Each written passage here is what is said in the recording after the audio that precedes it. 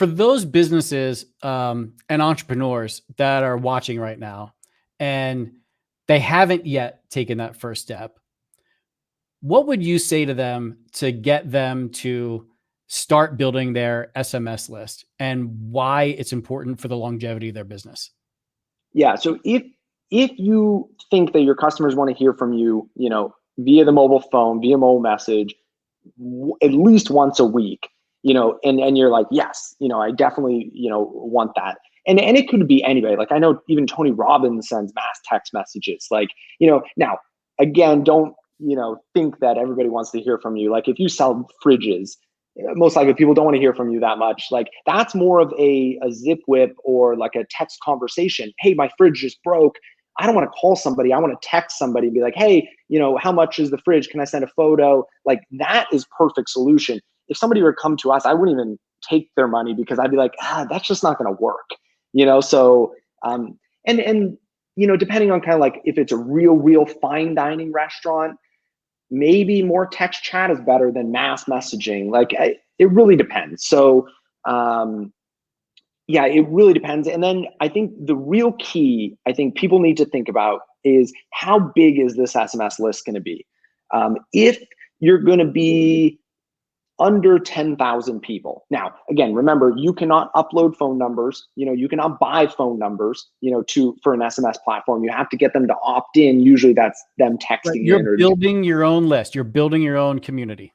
exactly. So, don't think if you're a one location restaurant that you're going to get 10,000 subs like that. That's pretty optimistic. So I think the key is that at that point, if you figure out that I want to do mass messaging, then you have to figure out is how big is this thing going to get? Now, under 10,000, subs, most SMS providers out there are good. Easy texting is a good one. You used one that we were talking about before. You can just search. Yeah, Yeah. simple texting. There's a bunch out there that are kind of like the MailChimp of texting. They will work. You're going to be put on a shared short code, which, it has its downsides, but, you're not paying $500 for your own 5-digit phone number. It's essentially free.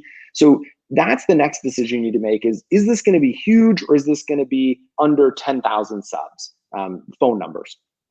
If you're going to go over 10,000, that's when you start talking to companies like Tatango and you get your own short code. But really, I think starting out, figuring out how big this is going to be is really important.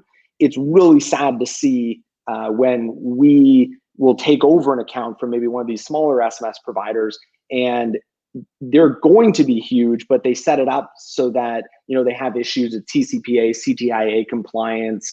Maybe they weren't doing it proper the first time. We have to kind of re-educate them and re-scrub the list, which always sucks. So, but if you're going to stay as a small business, I don't see an issue with just starting at those. So you don't want to start with a small SMS provider and then upgrade to a larger SMS provider. You want to start with the larger SMS provider from the get-go.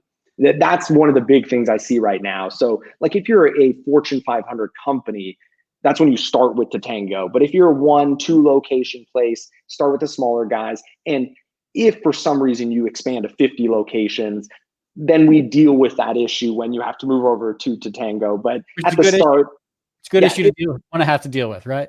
Yeah, it just sucks though, because, we have to go through and kind of rip out things and we have to go through legal compliance. Like it's just something you don't want to have to redo essentially.